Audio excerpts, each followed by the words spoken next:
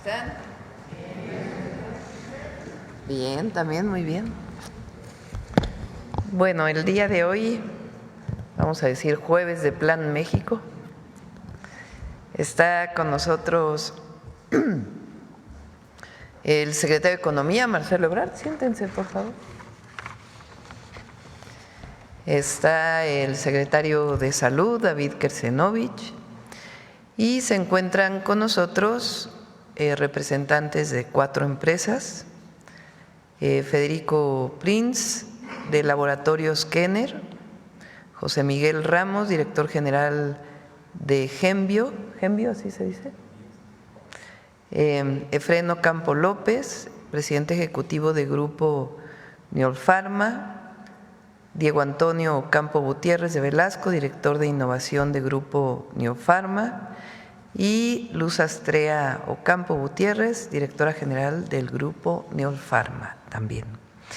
Y vamos a hablar de inversión en la industria farmacéutica en México, empresas mexicanas que han decidido incorporarse al Plan México y que tienen un plan de inversiones muy importante, algunos de los cuales pues ya van a dar resultados muy pronto.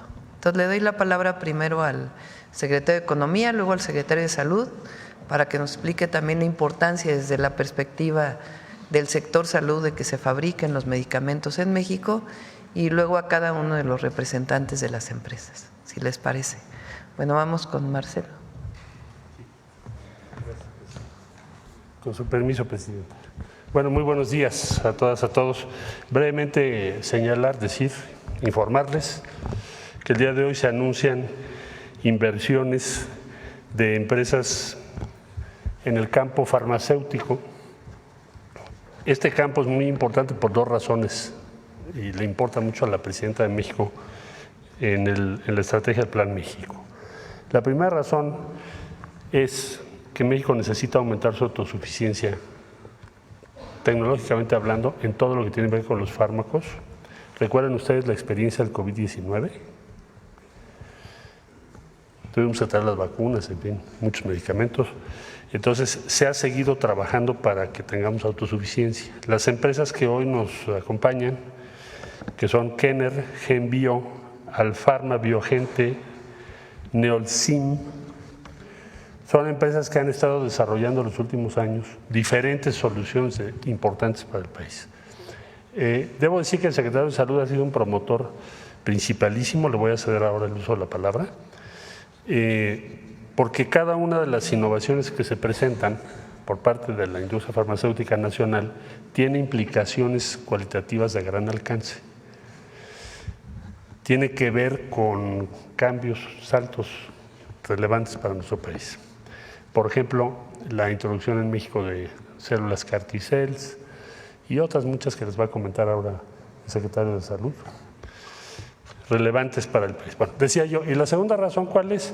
Que es el campo económico donde percibimos, evaluamos, sabemos que México puede crecer más rápido. Tenemos todo para hacerlo, está muy bien diagnosticado, tenemos la plataforma para crecer 4 o 5 veces en esta administración, y el día de hoy lo que se va a presentar es el primer paso en esa dirección. Entonces, con el permiso de la presidenta, le pediría yo al secretario de Salud su participación. Con su permiso, presidenta. Buenos días a todos y a todas. Como decía el secretario Marcelo Ebrard, el anuncio de estas inversiones se da en el contexto de la nueva política de fomento industrial y de innovación en salud del Plan México que está impulsando nuestra presidenta en conjunto con la Secretaría de Economía. Yo quisiera resaltar el tipo de estas inversiones. Todas ellas son con algo original para el país. Por ejemplo, escucharán ustedes el desarrollo de cómo aprovechar el plasma para convertirlo en fabricación de albúmina, de inmunoglobulinas, de factores de coagulación Y todo eso lo que significa es que es la primera planta que hay en Latinoamérica al respecto y es la sexta planta a nivel mundial. Otra de las cosas que escucharán es la producción de lo que nosotros llamamos API, que son las sustancias que se emplean para poder fabricar los productos medicinales en México. Y junto con eso, pues otras que verán dentro de unos momentos. Entonces, no nada más es buscar la autonomía sanitaria, sino también se trata de incentivar el bienestar social y de salud del país y también, por qué no decirlo, un beneficio económico. Estas 4 empresas son ejemplos de inversión que buscamos para expandir nuestras capacidades, para fomentar la investigación, la innovación y el desarrollo de biotecnología avanzada en México, y estamos explorando otras empresas que desarrollarán también productos muy necesarios para evitar la dependencia del país en inversiones que se tienen que importar de otros países. También quisiera agradecer el hecho de que la COFEPRIS ha ido renovándose en forma importante y a cada una de las empresas, ellos les podrán manifestar, los ha ido acompañando para tratar de que todos los trámites necesarios puedan ser hechos en forma expedita, de tal manera que se pueda aterrizar ese tipo de inversiones. Y terminaría diciendo que todas ellas están haciendo investigación en salud en México y eso va de acuerdo con el Plan México de la presidenta Sheinbaum de que desarrollemos una mayor capacidad en investigación y desarrollo de productos originales en México. Así es que, pues agradecerle a las empresas que nos acompañan el día de hoy y agradecerle a la presidenta por la confianza.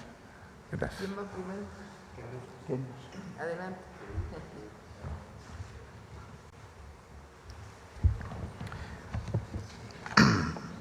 Buenos días, presidenta Claudia Sheinbaum Pardo. Le agradezco profundamente la oportunidad de presentar este proyecto de inversión de Kenner, empresa de Grupo Basol. Valoramos su visión y compromiso para fortalecer la industria farmacéutica nacional. A los secretarios Marcelo Ebrard y David Hersenovich, gracias por la confianza para que la empresa que dirijo pueda estar en tan importante foro.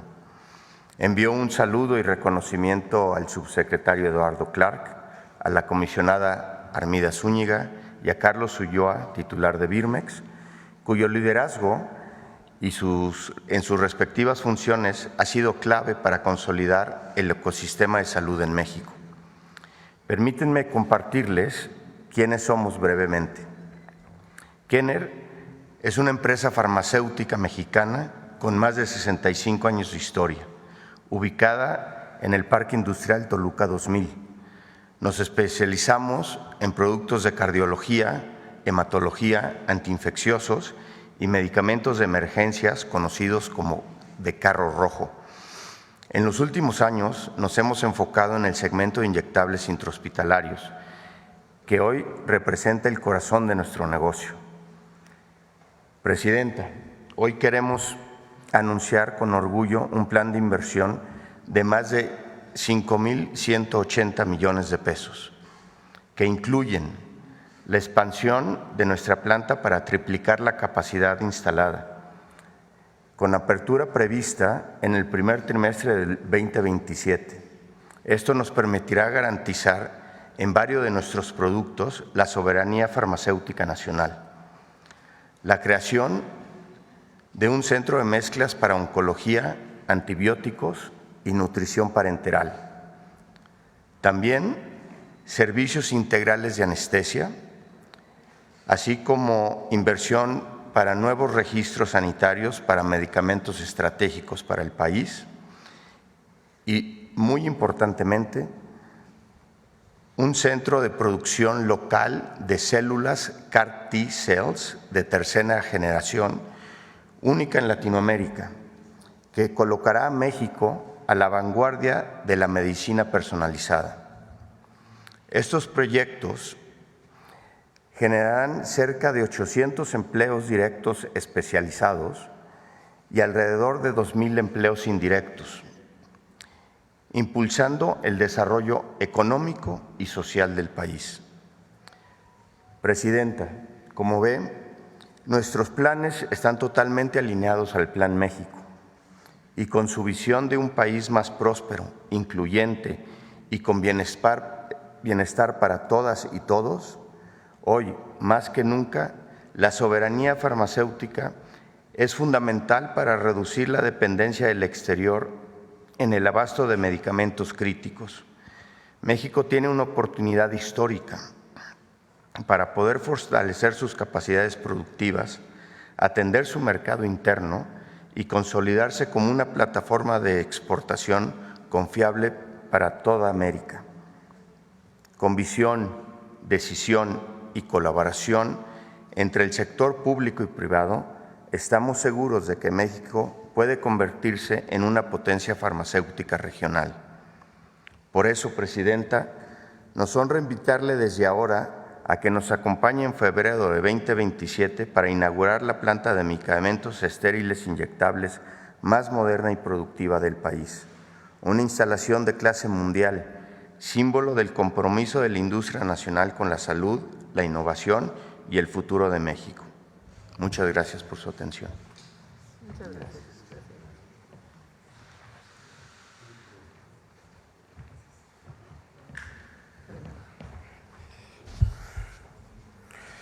Buenos días a todos. Presidenta, muchas gracias. Hoy quiero presentarles una empresa que se llama Genbio, 100% mexicana y que marca un hito importante en el sistema de salud de nuestro país. Genbio alberga la primera planta de fraccionamiento de plasma humano en México y la única en su tipo en Latinoamérica. Desde aquí producimos medicamentos esenciales como la albúmina, la inmunoglobulina y los factores de coagulación. Son medicamentos que requieren millones de pacientes y que algunos necesitan para vivir, como el caso de los hemofílicos con los factores de coagulación. Lo más importante es que estos medicamentos se elaboran a partir del plasma humano captado mayormente en instituciones públicas y privadas del país, de tal manera que se puede alinear el perfil genético del paciente mexicano, con esto garantizando la seguridad y eficacia de los productos. Genbio no es solo una biofarmacéutica, es un paso decisivo a la autosuficiencia nacional de productos hemoderivados. Hemos pasado décadas dependiendo de estos productos importados, no más. Estamos generando empleos altamente especializados, con talento mexicano y operando los más altos estándares de calidad. De esta manera, México se consolida como líder regional en biotecnología, salud y una visión clara de la soberanía sanitaria. Este proyecto representa inversiones de salud muy relevantes en los últimos años. Más de 2.400 millones de pesos ya invertidos en infraestructura, tecnología y talento. Y una expansión que conjunto de Grupo Basol por 1.600 millones de pesos adicionales que nos permitirá aumentar nuestra capacidad para cubrir aún más el mercado nacional. Quiero agradecer profundamente al Secretario de Salud, al Secretario de Economía, a la Química Armida de la COFEPRIS, ya que sin ellos su confianza y su visión han sido fundamentales para este logro muy especial. Presidenta, muchas gracias por su respaldo a la industria nacional y por su firme compromiso por el bienestar de los pacientes. En Genbio trabajamos con orgullo y responsabilidad por un México más fuerte, más autosuficiente y más saludable. Muchas gracias. Muchas gracias. Adelante. Gracias. Presidenta CONA, que me da a mí mucho gusto. Gracias por permitirme hoy ser la voz de muchas personas que trabajamos incansablemente para construir una empresa que se llama Grupo Farmacéutico Neolfarma. Grupo Farmacéutico Neolfarma es hoy uno de los grupos farmacéuticos más importantes del país. Hacemos desde vitaminas hasta productos de alta especialidad. Hacia los siguientes años tenemos planteados 8 proyectos y el día de hoy queremos presentar 2. Dentro de estos 8 proyectos, la inversión va a ser alrededor de los 6,000 millones de pesos, pero permítanme hoy hablar de este proyecto que es Alfarma Biogentec. En la empresa tenemos grandes sueños y la biotecnología, no podía ser la excepción. La verdad es que el tratamiento de las enfermedades se ha revolucionado con los medicamentos biotecnológicos. Son, sin embargo, tratamientos caros y se vuelve difícil el acceso a estos. Tener entonces en México este tipo de plataformas es fundamental. Empezamos el sueño con un grupo de especialistas y hoy podemos decirle que está sustentado en 2 pilares. Uno que tiene que ver con infraestructura. La infraestructura será para la producción de biofármacos de células microbianas. También estaremos haciendo llenado de biotecnológicos y también estaremos haciendo vacunas. En el otro brazo del proyecto estará el desarrollo. Al día de hoy, en esta primera fase, que es de la que les hablamos, tenemos ya 4 desarrollos de biogenéricos, uno de ellos con CECIS en Baja California y el otro que se está realizando también con ayuda de la SECTE en la Ciudad de México. Pero no solo eso, creemos en la innovación. México no solo debe recibir innovación, sino realizarla. Estamos con universidades públicas haciendo 2 proyectos, uno de un innovador biotecnológico y el otro una vacuna. De igual modo, estamos en conversaciones con prestigiosas empresas en el mundo que nos habrán de transferir en los siguientes años biotecnología y también vacunas. Sabemos que es complejo el tener un entorno de biotecnológicos en el país, pero nos adscribimos al Plan México, creemos que sí se puede y esta empresa mexicana va a hacerlo y este es solo el inicio del proyecto. Tiene usted, Presidenta, en la Secretaría de Salud y la de Economía, grandes equipos. Nos han arropado y por eso nos permiten soñar. Gracias.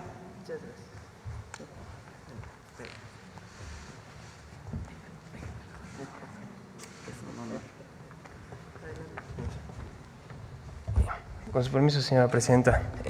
Buenos días. Para Neolsim es también un orgullo poder estar aquí presentes anunciando la inversión de 500 millones de pesos para la expansión de nuestro proyecto de fabricación de materias primas. Como ya se comentó, estos insumos forman parte de los medicamentos que consumimos los mexicanos y en México actualmente tenemos un alto déficit. Alrededor del 90% de los insumos de farmacoquímicos se importan de fuera del país y estamos nosotros apostando por incrementar esta producción local, nacional, para poder así tener mayor control de la cadena de suministro, bajar costos y asegurar la disponibilidad de los medicamentos. Nosotros tenemos ahorita una planta en el oriente del Estado de México, en Ecatepec, en donde se está invirtiendo en el desarrollo de moléculas y estamos haciendo una expansión importante en Jiutepec, Morelos, para poder echar a andar una nueva planta que cuente con capacidades de producción de fármacos de alta potencia, hormonales. Y bueno, estos proyectos no pueden ir solos. Estamos trabajando de la mano en instituciones multilaterales, internacionales, de también fundaciones, ONGs, para poder asegurar una reubicación de estas producciones a México.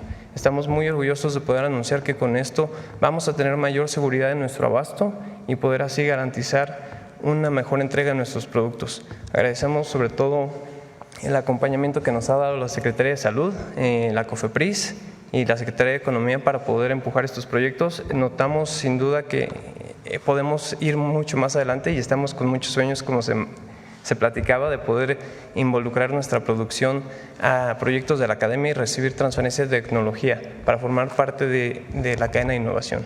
Muchas gracias. Gracias. Listo, ¿verdad?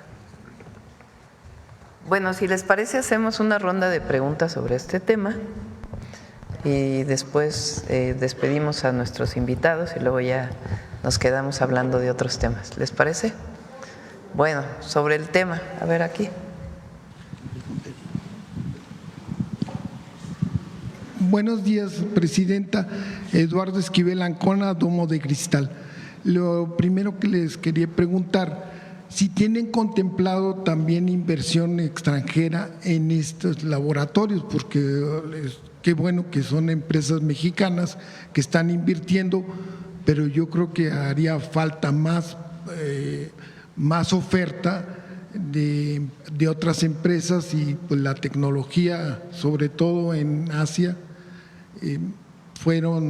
tienen mucho, la India y China los tienen acaparado la producción, sobre todo de materias primas para los laboratorios. Entonces, esa sería mi pregunta. Sí, a lo mejor, David, ¿quieres platicar? Sí, se me pasó a hacer el comentario. Estas no son las únicas empresas.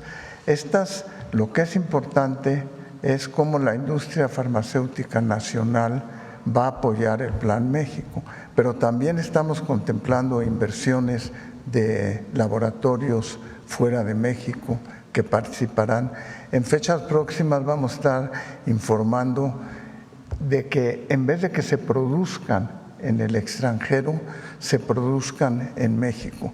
O sea, que haya coinversión en la producción y se desarrolle entonces la industria farmacéutica en México como un polo de desarrollo económico, pero además un polo de desarrollo de investigación. En el programa del Plan México, en los distintos polos industriales que se va a establecer, la idea es que además se establezcan centros académicos que vayan fortaleciendo el desarrollo de la industria. Pero sí, la inversión de la industria no nomás es nacional, sino también del extranjero, pero en producción en el país. Muchas gracias. En una segunda, sobre este tema del Plan México, hace unos días el Senado de los Estados Unidos aprobó el plan fiscal de Trump, que viene pues recortes al presupuesto para servicios médicos en los Estados Unidos, viene recortes a la gente de menos ingresos, pero sí vienen grandes estímulos fiscales a las grandes empresas, y esto no afectará el Plan México del nearshoring, porque puede ser que prefieran invertir en Estados Unidos ante este plan fiscal, aunque México os ofrece mejor logística y más con menos costos de mano de obra, menos costos. Entonces ya se hizo una evaluación, todavía falta que lo aprueben, ya lo aprobó el Senado, pero ahora falta que lo apruebe el Congreso en general ahí en Estados Unidos. Entonces esa sería la pregunta, si nos podría afectar en el nearshoring esto, en la inversión en México, este plan fiscal de Trump.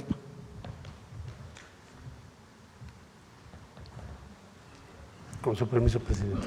Bueno, yo diría dos cosas brevemente sobre esa posibilidad. Primero, pues muy pronto, pero vamos, como tú bien dices, hay que irlo evaluando cómo se va a aplicar. Pero la idea principal que planteas es la reducción de costos fiscales a las ganancias en Estados Unidos implica que las empresas se relocalicen en ese país. Yo te diría, pues, en el ámbito contable podría ser, pero aquí lo que importa es la producción. Es decir, cuál es tu costo en términos de productividad relativa entre un país y el otro.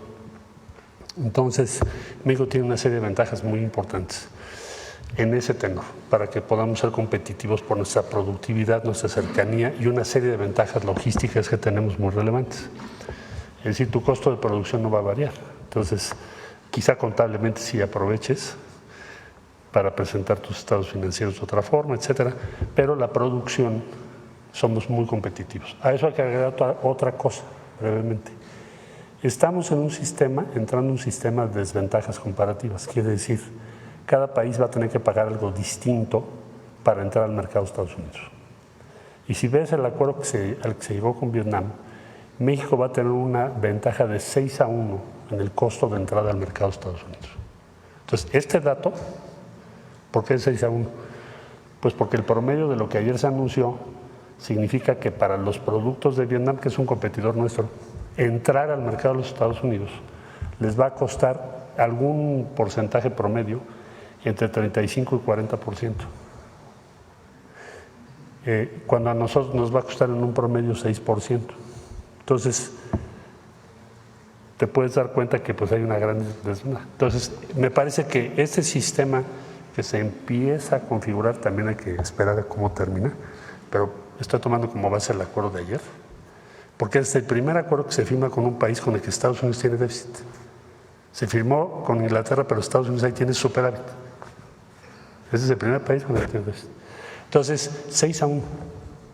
Por consiguiente, el balance al final es que nuestra ventaja se va a acentuar, es lo que estamos viendo. Por eso pienso que no nos va a afectar el paquete fiscal. Muchas gracias. El tema, a ver, allá atrás. Ya voy. Gracias, Presidenta. Muy buenos días a todas, a todos, a todas. Liliana Noble de Pulso Saludable. Presidenta, como usted bien ha mencionado, cuando el sexenio del expresidente Felipe Calderón, hoy se conoce que se tomó esta mala decisión de eliminar el requisito de planta. En aquel entonces se dio a conocer este anuncio, recordarán los presentes, en la Conferencia Mundial del VIH. Ahí todos los presentes pensábamos que era lo mejor para el país. Hoy se sabe que no se tomó la mejor decisión. Y un ejemplo de ello, Presidenta, es que México siempre ha sido reconocido a nivel mundial por tener una excelencia en la cartilla nacional de vacunación. Ha obtenido premios nacionales e internacionales, sobre todo en Europa del Este, en donde los grupos antivacunas son muy fuertes. En ese sentido, yo quisiera preguntarle a algunos de los presentes si esta inversión que van a hacer en las plantas va a beneficiar en dos aspectos a México. Primero, se van a reducir los costos para nosotros, para los consumidores, y segundo, se va a exportar el producto, es decir, para que conozcan la calidad de lo que se está haciendo de México para el mundo. Esa sería la pregunta. Gracias. David, ¿quieres contestar o alguno de ustedes? David, adelante.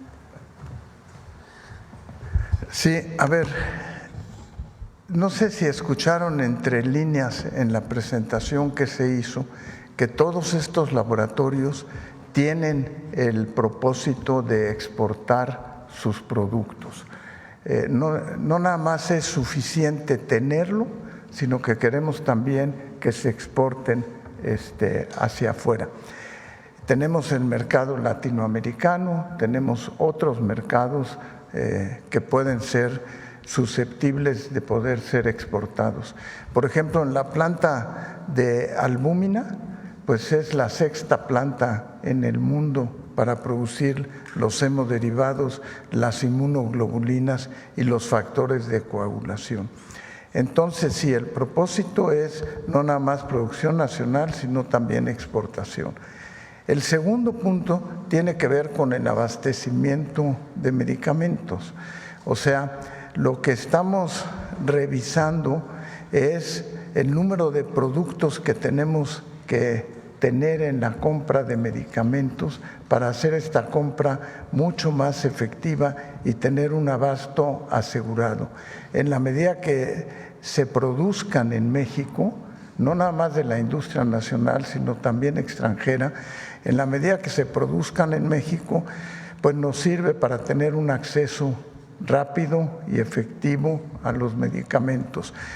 Un ejemplo de ello es lo que pasó en la temporada invernal pasada, en donde por primera vez la vacuna que se aplicó fue ya producida en México con todo el estándar internacional, con el apoyo de industria extranjera, pero producida en México, y se tuvo la posibilidad de vacunar a toda la población mexicana a tiempo para la influenza.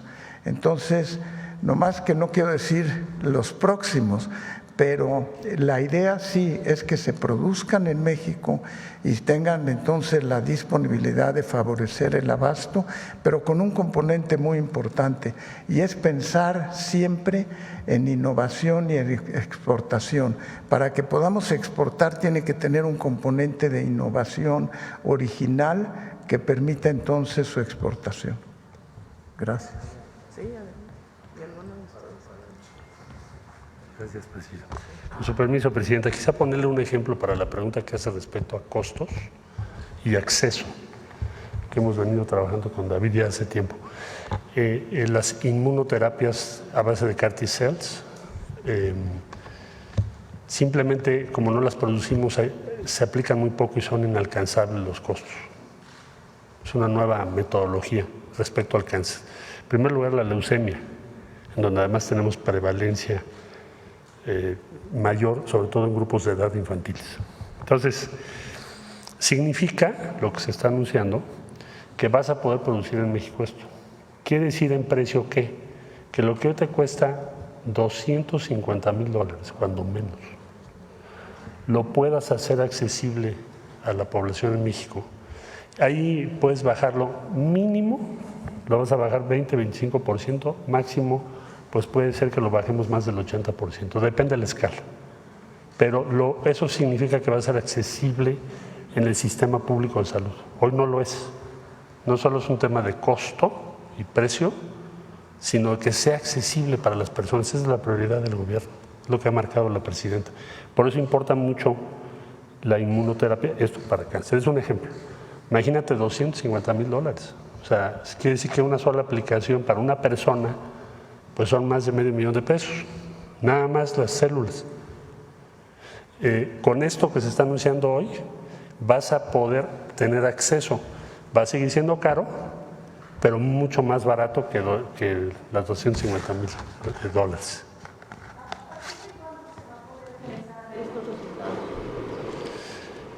No sé si quieras tú fijar la empresa que va a hacer las cárceles, ¿qué plan tienen? Nosotros estamos trabajando con nutrición y el Instituto Politécnico Nacional, pero por lo que hace a la empresa, pues los dejo a ellos que nos digan. Bueno, los diferentes proyectos de inversión, de hecho, empezaron a finales del mes pasado y hay, como ves en mi presentación, fueron varios proyectos. El de CAR T-cells, estamos en el acompañamiento con la COFEPRIS para poder también incluso regular esto a nivel país, porque hoy día no hay una regulación. Entonces, desde ahí se está trabajando, pero una vez que esté todo el marco que necesitamos, esto será relativamente rápido. En 6-9 meses deberíamos de poder estar sacando tratamientos una vez aprobado, digamos, los planos y cómo debe de funcionar el centro de producción de CAR T-cells. De nada.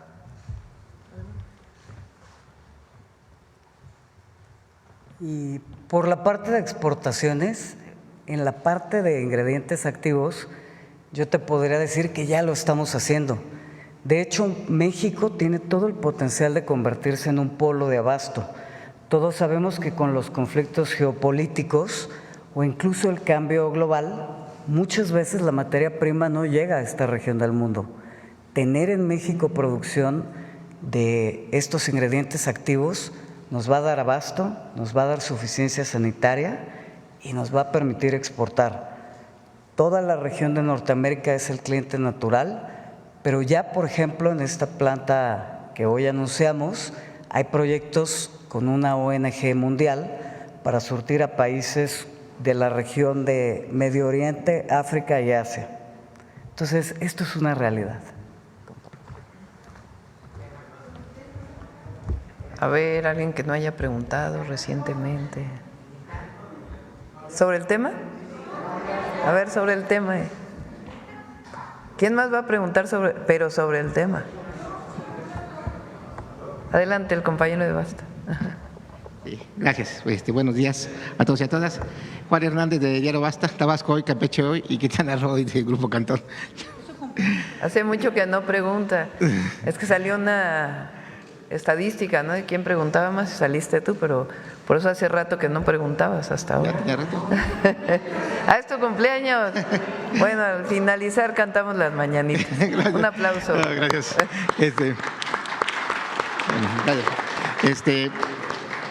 Bueno, uno de los objetivos principales del Plan México es precisamente llevar, no solamente atraer la inversión, sino llevar que esta inversión se vea reflejada, en este caso las comunidades, se vea reflejada en los estados. El día de ayer usted mencionaba, de lo que es el desarrollo ahí de lo que es la zona oriente del Estado de México. He estado viviendo aquí en algunas de las presentaciones que, va a ser en Chalco. Estamos también hablando también de Azcapotzalco en algunos puntos. Pero me gustaría preguntarle en específico a los de los laboratorios, ¿cómo van a trabajar para que se vea reflejado estas inversiones en el bienestar de estas zonas en donde ustedes van a invertir? Eso es por un lado. Por el otro, siempre se ha manejado, o en este caso la oposición ha manejado un entorno negativo, que todo va a ir mal, que está yendo mal, que no va a haber crecimiento. Sin embargo, ustedes están apostándole aquí al país, le están apostando a un modelo económico que lleva a bienestar social a la población. O sea, no se va a quedar la riqueza arriba, sino que se va a distribuir. Verle por qué, ustedes ¿cómo visualizaron estar invirtiendo aquí en México en una situación entre comillas adversa, dicho por analistas internacionales, pero que en la realidad ustedes están dando un mensaje que es todo lo contrario? Ese sería por ese lado. ¿Alguien quiere contestar? A ver, primero.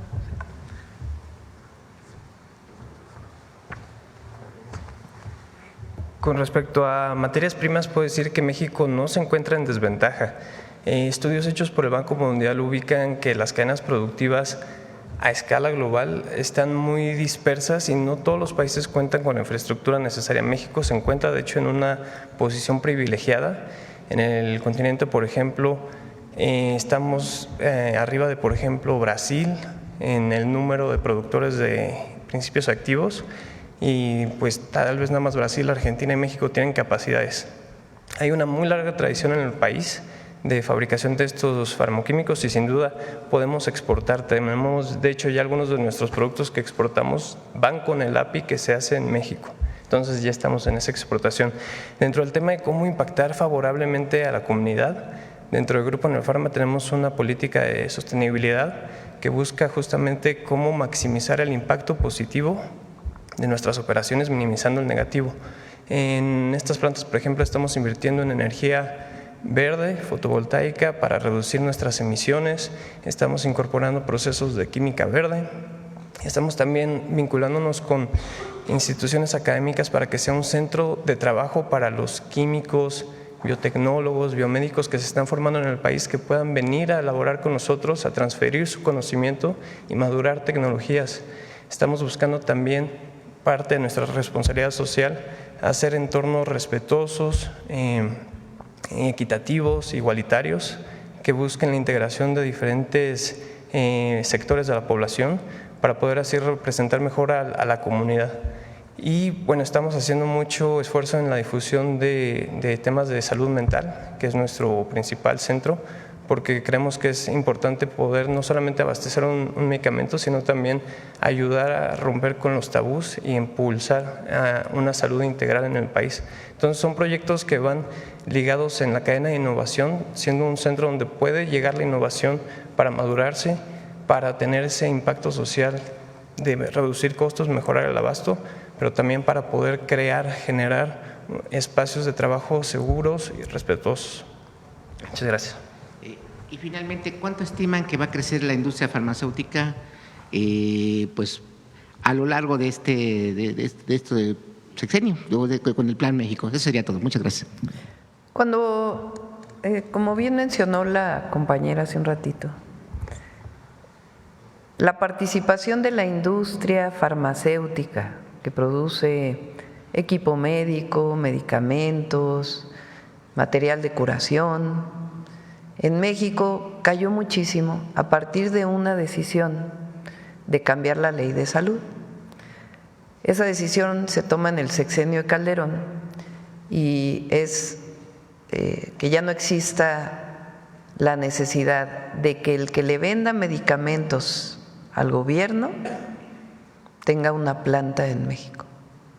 Eso se quitó de la ley y entonces comenzó a caer la industria farmacéutica. Por una razón, pues se empezó a importar todo.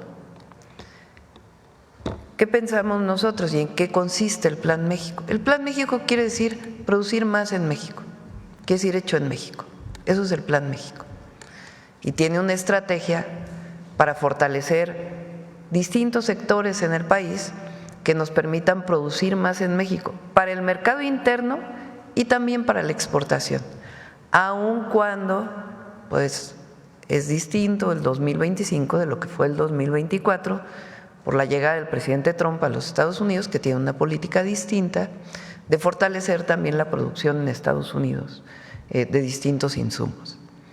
Pero para nosotros es fundamental que se produzca más en México, en particular en la industria farmacéutica, por un tema también de soberanía. Lo decía el secretario de Economía, Marcelo Ebrard, cuando viene la pandemia, resulta que en México no se producía ni los cubrebocas, no se producían, bueno, no se producen todavía muchos de ellos, el hisopo para tomar la prueba que nos hicieron, pues yo creo que a todo México, para saber si teníamos COVID o no. Todo eso se importa. Entonces, ¿qué queremos? Pues en una situación de vulnerabilidad frente a una pandemia, frente a otra situación, pues no queremos estar dependiendo de un solo fabricante en el mundo, pues que tiene la competencia de todo el mundo para poder enviar sus exportaciones. Queremos que se fortalezca la producción nacional frente a situaciones de riesgo, pero también para el fortalecimiento de nuestra economía. Entonces, ¿cómo se fortalece la producción nacional? Pues uno tiene que ver con las compras nacionales. El gobierno compra en 2 años, vamos a destinar pues alrededor de, ahora ya son menos porque se ha ahorrado bastante de lo estimado, pero 250,000 millones de pesos en 2 años, entre material de curación y medicamentos.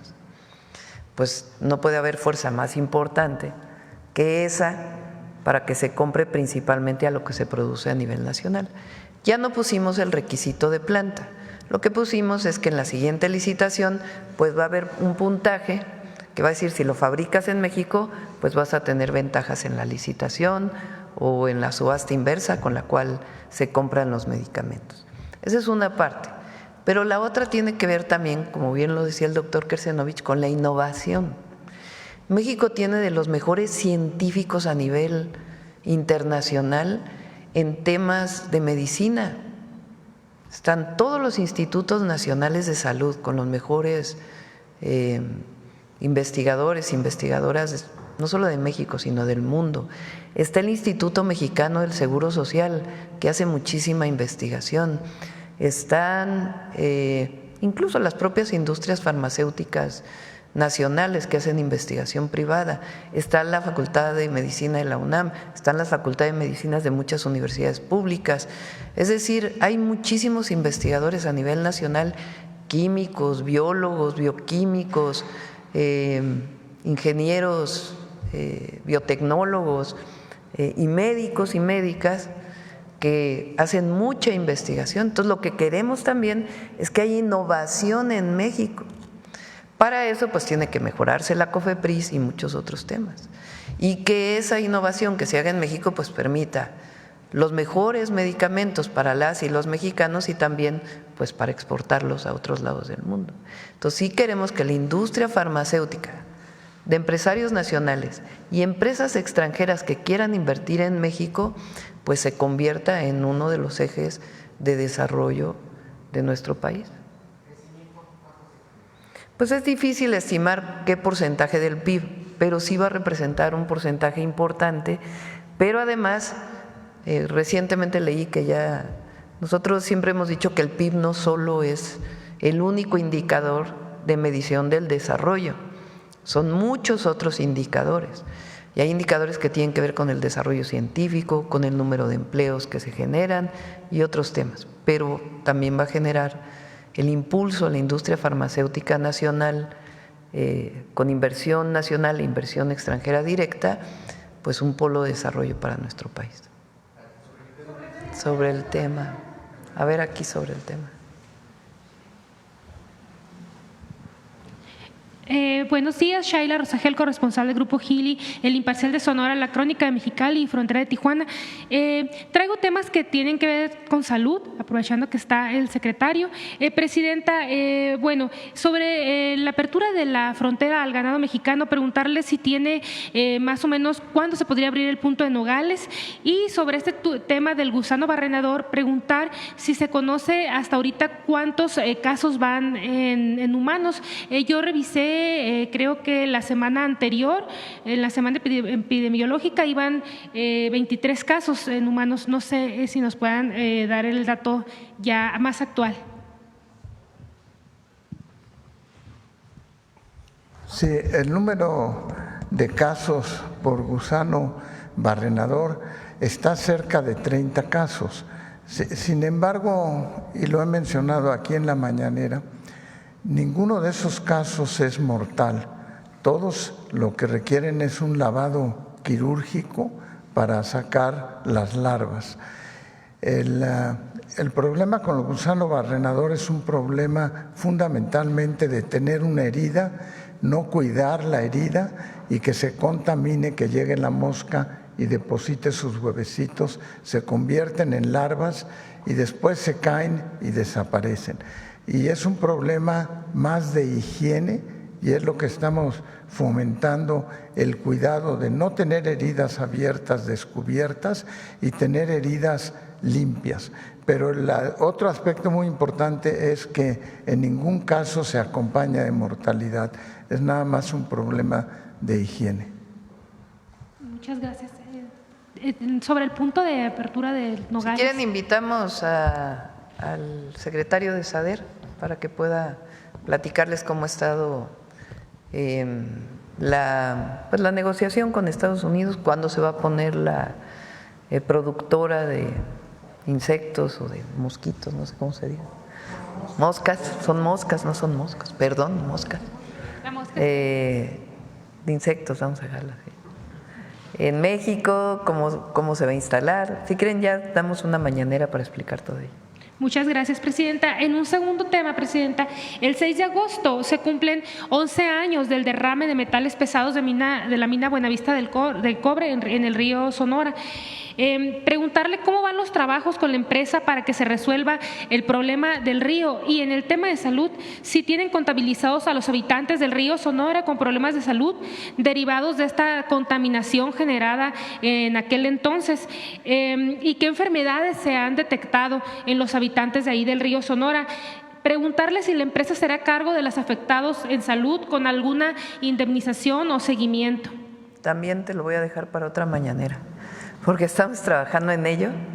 Es un equipo de trabajo que está hablando con la empresa, pero también con las comunidades. Lo coordina la Secretaría de Gobernación, está la Secretaría de Medio Ambiente, por supuesto, está Conagua, está Trabajo y está, por supuesto, el gobernador de Sonora. Entonces ya pronto espero poder informar qué vamos a hacer para beneficio de Sonora, particularmente de la afectación que hubo, y en cuanto participa la empresa, que tiene que participar. Y en materia de salud, ¿nos podría dar algunos datos el secretario? También ese día informamos, si te parece. Bueno, muchas gracias. Ya por último, en un tercer punto, Baja California registró una menor inversión en el sector maquilador, de acuerdo con datos de la Secretaría de Economía.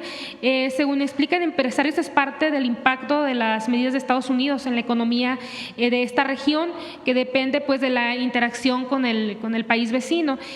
Preguntarles si hay algún plan para impulsar o compensar desde la Federación a las entidades que, como Baja California, han visto un menor dinamismo en su economía. El impacto de los aranceles, y no solamente de los aranceles, sino del ambiente generado a partir de las nuevas medidas que toma Estados Unidos, pues ha tenido algunos impactos en México. Justamente el Plan México lo que busca en distintos sectores y distintas regiones de nuestro país, pues es compensar esas posibles pérdidas que se puedan generar por un momento de incertidumbre. De todas maneras, nosotros creemos, y lo platicamos mucho en el gabinete, que va a llegar un momento en que esto se asiente y continúe la producción para la exportación en Estados Unidos. México sigue siendo muy competitivo para la exportación y el acuerdo final al que lleguemos con Estados Unidos pues va a permitir que la economía en nuestro país continúe exportando, que fue uno de los elementos centrales del desarrollo de los últimos 30 años, pero también que busquemos otros mercados, que es uno de los elementos del Plan México, y cómo la producción nacional y el consumo nacional pues compensan también una parte de estas exportaciones. Entonces, está saliendo los datos, por ejemplo, ahora de abril, de mayo, y va a tener sus algunos impactos, pero se está destapando la construcción en México, por ejemplo, pública y privada, y todo ello va a ir compensando a lo largo del segundo semestre alguna afectación que se pudiera haber generado por una situación de incertidumbre pues generada por los Estados Unidos. Esta situación la viven pues prácticamente todos los países del mundo. Aprovechando que está el secretario de Economía, preguntar si viene algo para Baja California. Hace poco pues presentaron los 15 polos, no estaba Baja California, si viene algún anuncio importante para la entidad. Con su permiso. Bueno, como se presentó aquí con la presidenta, cuando explicamos lo de los polos, esta primera etapa, pues están ya 14 entidades federativas, pero tenemos propuesta del resto de las entidades federativas. Hay una comisión intersecretarial, evaluamos, tiene que haber un predio de carácter público, de preferencia, o en la sociedad, y bueno, pues seguramente vamos a tener también la propuesta de Baja California. Ya le daríamos a conocer en su oportunidad, en la segunda etapa, que es pronto. A usted. Vale la pena decir que durante mucho tiempo, si ustedes recuerdan, se dijo que la mejor política industrial era no tener política industrial. Durante todo el periodo pues, neoliberal y el momento más álgido, se decía no tiene sentido tener política industrial porque hay que comprar donde sea más barato. El gran tema es el libre comercio. Nosotros sí tenemos política industrial y sí creemos en la política industrial. Creemos en la política pública, creemos que debe haber planeación en el país. Eso no significa que todo lo deba hacer el Estado, jamás hemos pensado eso. La iniciativa privada es fundamental para el desarrollo de nuestro país. Lo que queremos es que haya una política industrial que le dé una visión de largo plazo a nuestro país, igual que una política en turismo y en otros sectores. Eso es el Plan México. Entonces, a diferencia del pasado, donde una situación así hubiera generado, pues imagínense en cómo pensaban, hubiera sido un momento en donde no se hubiera sabido hacia dónde moverse. Nosotros, desde que entramos, dijimos, tenemos un plan, y ese plan es desde el gobierno, pero es compartido con la iniciativa privada y con la gente, para que haya un desarrollo industrial en nuestro país, en sectores que dejaron de ser importantes y en sectores innovadores que nos permitan a México una visión de largo plazo. Esa es la gran diferencia.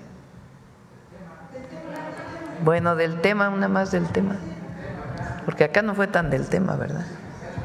A ver acá Capital 21 también, que hace rato. Vamos a darle a la ciudad. Gracias, presidenta.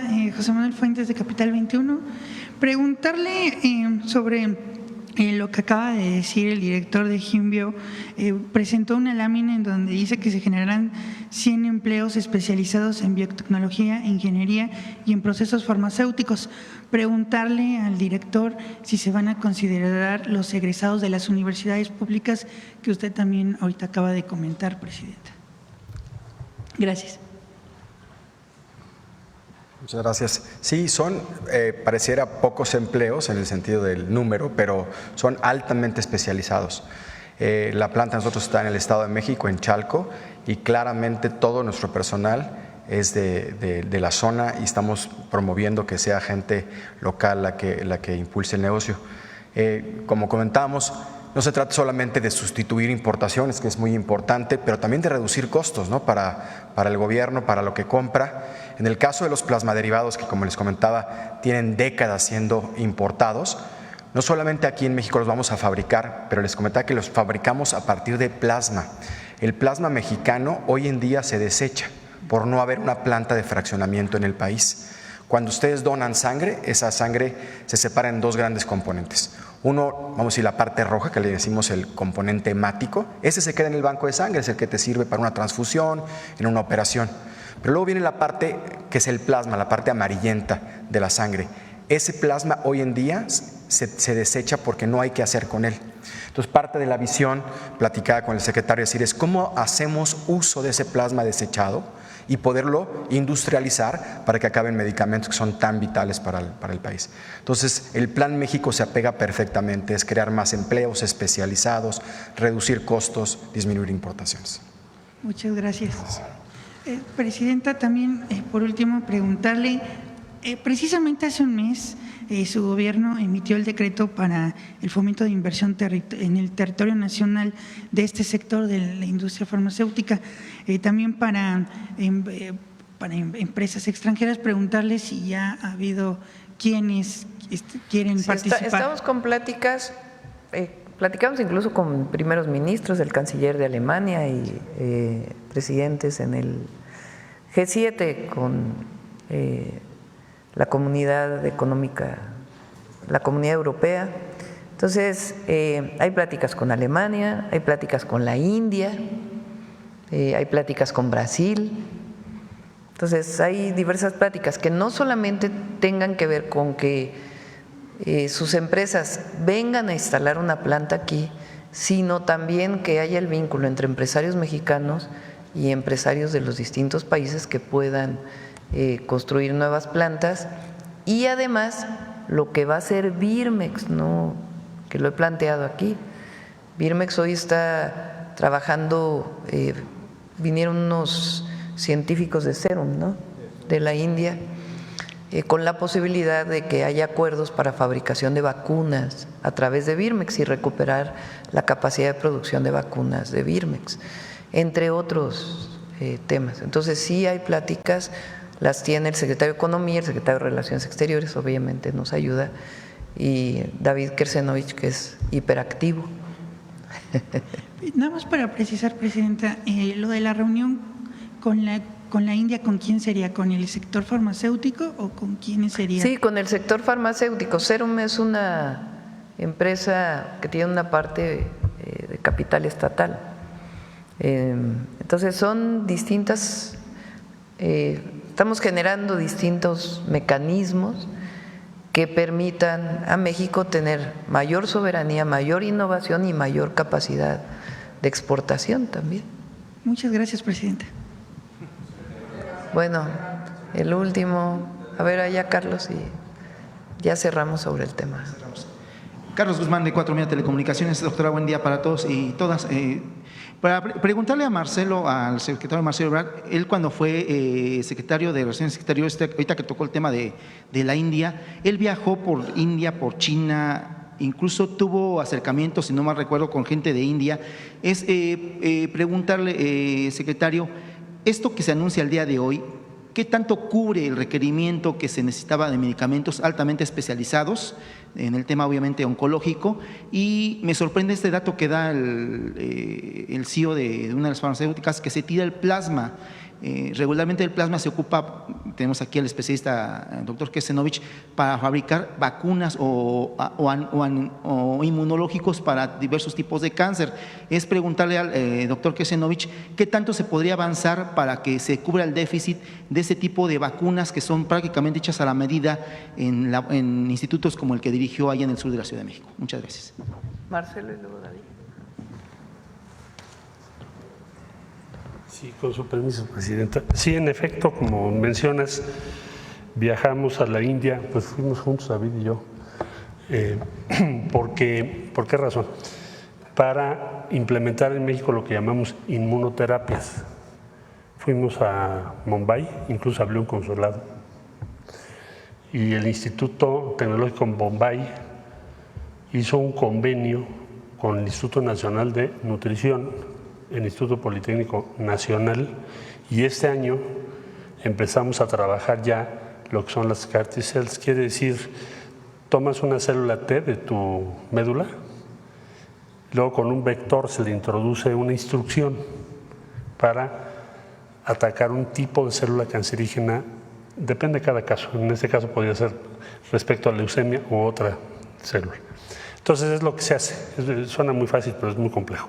Entonces, ese proyecto ya por el lado del sector público destinado al sector salud tiene un avance considerable y fue una propuesta que hizo David Kersanovich aquí presente entonces, y el presidente López Obrador nos pidió que fuéramos pues al lugar directamente donde se hizo esta tecnología.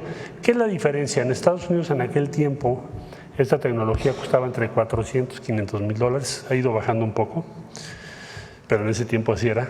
Y en la India lo están ya aplicando con costos que están en torno a 30, quizá $35,000, imagínate la diferencia, para ponerlo en práctica en todo el sector público. Por eso está trabajando nutrición, el Instituto Nacional de Nutrición y el Instituto Politécnico Nacional. Por otro lado, por el lado privado ya les presentaron también la propuesta. Entonces, este año en México lo vamos a empezar a hacer y ese fue el viaje que se hizo, que tú mencionas.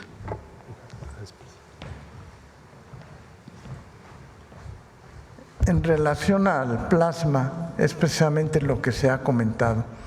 Cuando se fracciona la sangre se usan los glóbulos rojos.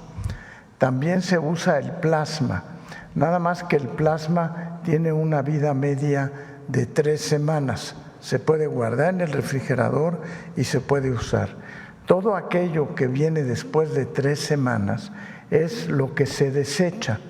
En México nos cuesta alrededor de 150 millones de pesos desechar el plasma. Y precisamente esta planta lo que hace es que ese plasma que ya caducó en el sentido de poder ser transfundido a un paciente, no se deseche, sino que se utilice para preparar albúmina, inmunoglobulinas y factores de coagulación. No es fácil. Por eso les decía que hay 5 plantas a nivel mundial y no hay ninguna en Latinoamérica.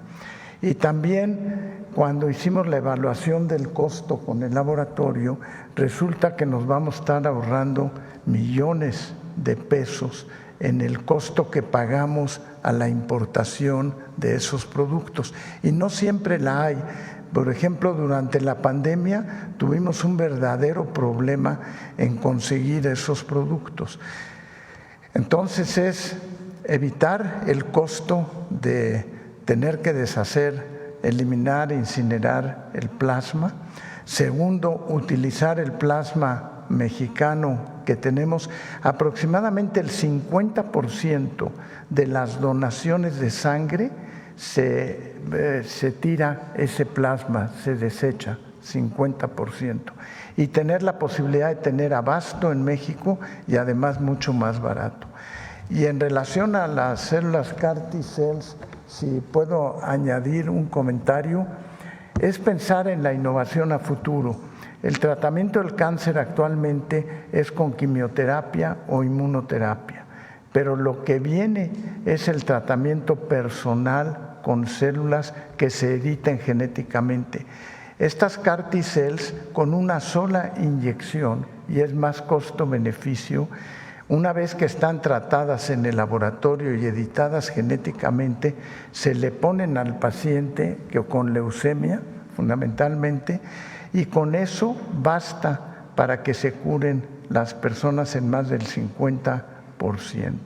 Entonces, ese es el aspecto muy importante, la innovación que va a traer un beneficio, un costo-beneficio y mayor calidad y seguridad. Gracias. Ya nos vamos a quedar con este tema toda la mañanera. Está muy interesante. Bueno, a ver aquí adelante que nos preguntamos. Luego vamos para acá.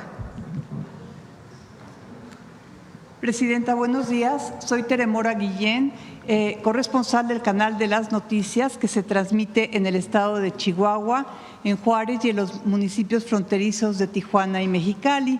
Presidenta, quiero preguntarle, el gobierno federal intervendrá en el caso del hallazgo el pasado 26 de junio de 383 cuerpos en el crematorio Plenitud, ubicado en la colonia Granjas Polo Gamboa, en las afueras de Ciudad Juárez, Chihuahua, y habrá nuevas acciones para supervisar a este tipo de negocios. Sí, es un caso especial. Yo pediría ahí que lo informara el Gabinete de Seguridad. Lo atiende la Fiscalía del Estado de Chihuahua y para mayor información esperamos al Gabinete de Seguridad, porque se difundió un tema, en realidad tenía que ver con otros temas también. Entonces, para que se dé el balance global, el martes viene el Gabinete de Seguridad y les pedimos que ahí nos expliquen este caso. Y, perdón, una pregunta respecto al tema del día de hoy. ¿Se va en todo este proyecto y en el Plan México y la industria farmacéutica, se va a contar con el Centro Nacional del Genoma Humano? Bueno, existe el instituto. El Instituto del Genoma Nacional Humano. de Genómica. Ajá. Ya existe. ¿Pero lo van a utilizar en eso? Son parte de los institutos nacionales de salud. La INSAE pues es institutos de tercer nivel que además tienen investigación de muy alto nivel.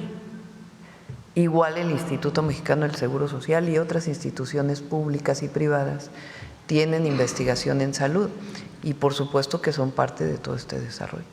Muy bien. Presidenta, ahora volviendo a Ciudad Juárez, cayó verdaderamente un diluvio, incluso ya se implementó el plan DN3.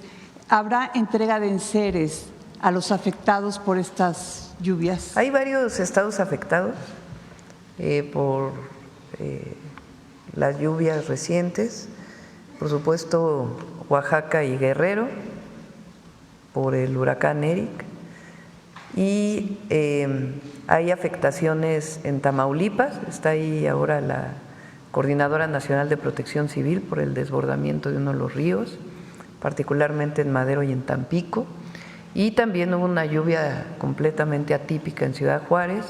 Ahí está atendiendo el municipio principalmente y se está dando el apoyo por el plan DN3 y en todo caso ya terminó la emergencia, ya veremos si es necesario también un censo por parte de Bienestar.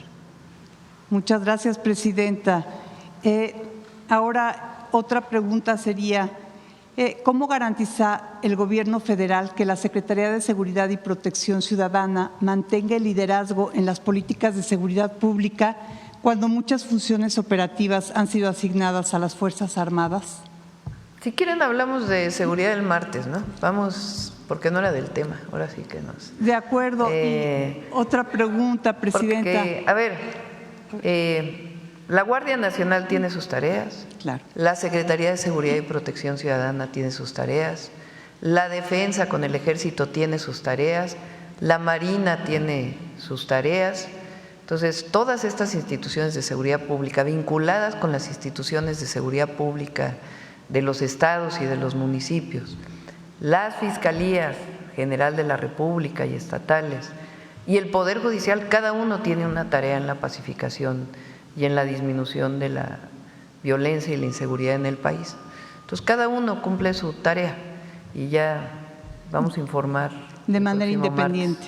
Ajá. No, coordinada. Muy bien. Recuerden que la política de seguridad, uno de sus ejes es la coordinación entre las instituciones federales y también entre las instituciones federales y estatales y municipales. Uno de los casos, por ejemplo, es el que planteamos ayer en los 10 municipios del Estado de México, donde ahí participan los municipios, el Estado y la Federación.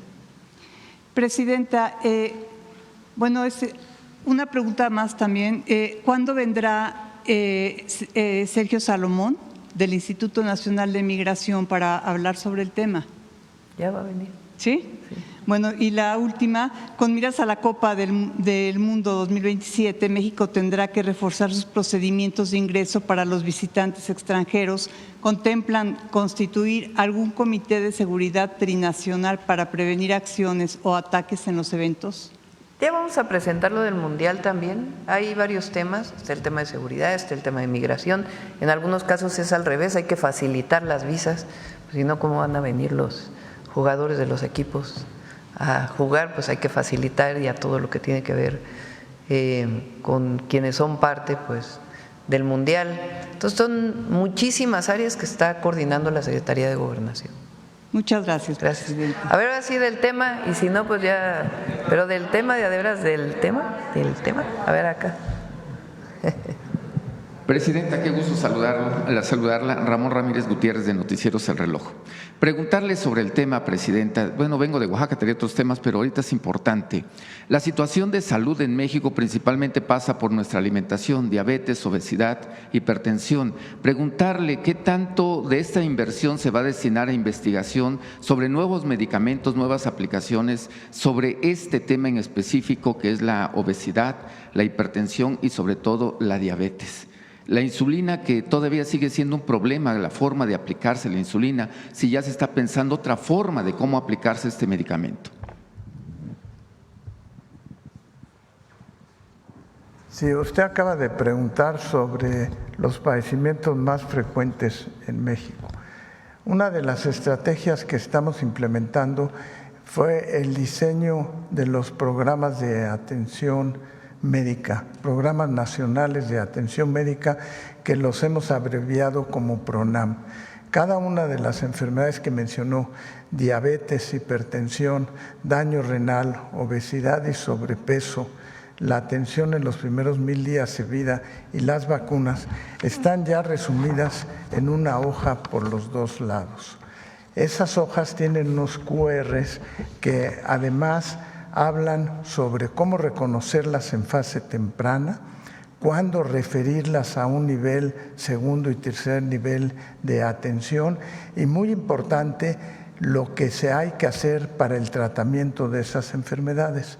Y en ese QR que tiene el tratamiento están los productos que ya están disponibles en México. Entonces, lo que se trata es evitar la dispersión en cómo tratar esas enfermedades y que en forma sencilla, cuando el médico abra su expediente, tanto en público como en privado, tenga la indicación de cómo se debe de hacer la atención de esos enfermos. Los enfermos están llegando tarde, generalmente llegan cuando tienen ya las complicaciones. Hemos mencionado, por ejemplo, que 50% de la población no sabe que tiene hipertensión arterial. Si se mide la presión arterial una vez al año y la detecta en fase temprana, eso va a bajar la frecuencia de lo que quiere decir enfermedades cardíacas. Y en las guías de tratamiento viene claramente señalado, no es lo mismo tratar a un diabético en los primeros 5 años de evolución que no tiene las complicaciones del pie diabético o las cataratas, viene muy ejemplificado, no ejemplificado, señalado cómo se debe de tratar, en qué momento debe de empezar a recibir insulina o no. Porque como está en muchas veces, el médico tiene el criterio de poder decidir sí o no el empleo, pero con estos protocolos de atención queda claro cuándo debe de recibir la insulina. ¿Qué tipo de insulina es la que debe de recibir? También quede señalado. Queda señalado, por ejemplo, en estos protocolos, y aquí lo hemos presentado, cuando en un niño o una niña hay que detectarle tempranamente su leucemia. La leucemia en países muy avanzados tiene 80% de posibilidades de curarse. Nosotros andamos alrededor del 60%. ¿Por qué? Porque llegan tarde. Entonces, es a través de esos protocolos nacionales de atención médica que estamos incidiendo y estamos preparando actualmente todos los que tienen que ver con los padecimientos neoplásicos, precisamente también para atenderlos. Ah, sí, y otro muy importante es el programa de salud casa por casa, que está orientado fundamentalmente a las personas de 60 o más años de edad y además a las personas que viven con alguna discapacidad. Esas personas difícilmente van a ir a la atención médica con la pertinencia en que tienen que ir a la atención. En el programa Salud Casa por Casa, la Presidenta y el Bienestar han contratado alrededor de 20,000 médicos, enfermeras y enfermeros que van a ir a visitar a esas personas con la frecuencia que se requiere, entre 1 y 3 meses la visita. Pero además, la misma enfermera o enfermero que visitó a una persona va a ser la que se va a encargar de seguir visitando a esa persona. De esa manera también vamos a detectar personas sanas, personas que por primera vez tengan un síntoma para tratarla y además a las personas que no puedan ir a su atención hospitalaria, llevarles sus medicinas para que tengan un buen apego al tratamiento y un centro telefónico para que cuando hagan la visita en la casa, si necesitan hablar a un médico, habrá un grupo de médicos dispuestos a contestar y poder entonces indicarle a la enfermera qué medicamento requiere esa persona o si tiene que ir a un centro hospitalario. Y las enfermeras podrán extender la receta también. Y también pues el programa de salud que existe en los niños de que no coman alimentos chatarra y azúcar para evitar después que cuando lleguen a la adolescencia o a la edad adulta tengan las enfermedades. Entonces es un manejo comprensivo y holístico que esperemos que doble la curva de las enfermedades crónicas en los años por venir. En otra pregunta, Presidenta, una situación delicada de salud pública en uno de los municipios del Estado de México. Le estoy hablando del municipio de Acolman, precisamente en la agencia que se llama Santa Catarina. Resulta que esta comunidad que vivían 800, 500 personas, ahora tiene el desarrollo inmobiliario de muchas empresas, por ejemplo, Misión San Agustín, Privada Santa Catarina, Desarrollo Jabre, Sadasi, entre otras. Llegaron a vivir cerca, en la parte alta, cerca de 5,000 nuevas familias. Esto colapsó el sistema de drenaje de Santa Catarina. Ahorita el agua sale por las alcantarillas, ha contaminado la escuela primaria, jardines de niños, la casa del adulto mayor, incluso el pozo de agua se encuentra en riesgo de poder ser contaminado. El municipio dice que tiene planeado dentro de un mes y medio y la medida inmediata que dio fueron costales a las afueras de las instituciones públicas. Esta situación podría intervenir con agua para atender esto que se puede convertir en un problema grave de salud pública en este municipio y en esta agencia de Santa Catarina, Presidenta. Lo revisamos con gusto. Bueno, y ya por último, la obligación, en Oaxaca estamos de fiesta, es la Guelaguetza, saber si usted va a asistir a la fiesta máxima de identidad de los oaxaqueños. Un cariño, abrazo y orgullo al pueblo de Oaxaca, al gobernador también, le enviamos saludos. Bueno, ¿es sobre el tema o no? Bueno, entonces pedimos, ¿aquí es sobre el tema? No. Bueno, vamos a despedir a nuestros invitados, invitadas y ya hablamos de otros temas, si les parece. ¿Sí? Muchas gracias. Nos tomamos una foto aquí. Venga.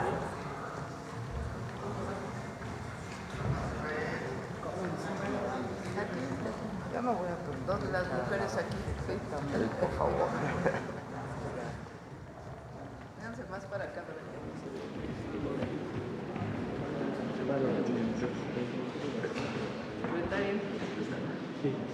Sí, ya lo vi. ¿Dónde? Ah.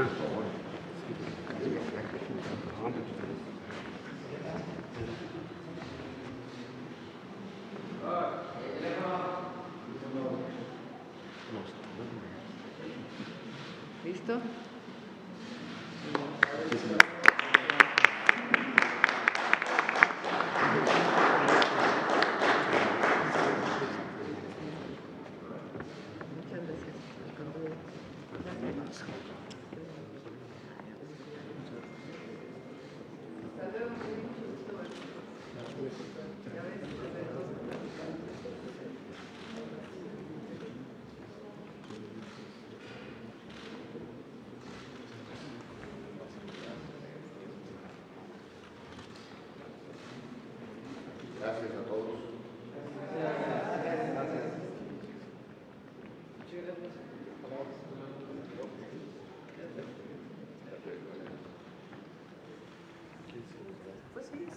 ¿Se quieren quedar? ¿O no? Pues ya, nos quedan como 5 minutos de la mañanera. Ya, a ver aquí a la compañera que…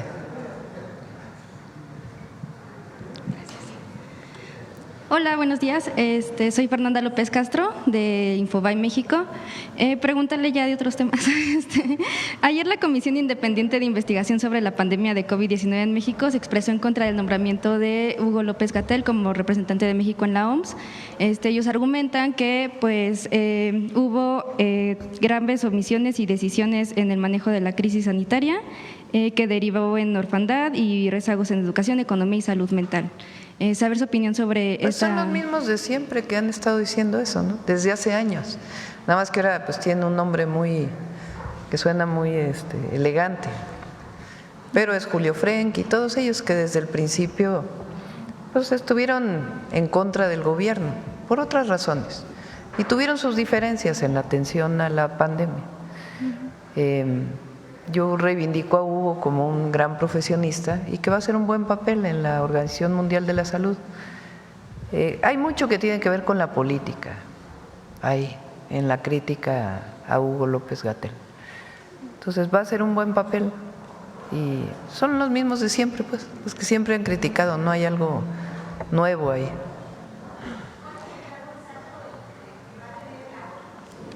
¿Cómo se llama? Tú sabes, Marcelo, exactamente. No es la representación de México ante la OMS, sino son las representaciones que tiene México en Ginebra a distintas instituciones y ahí está a la Organización Mundial de la Salud. No es a la Organización Mundial de la Salud directo. Sí. Bueno, pasando a otro tema. Bueno, me gustaría retomar un poco lo del crematorio en Chihuahua. Ayer unos colectivos… Pero vamos a verlo el martes eso. Porque tiene muchos temas relacionados, no es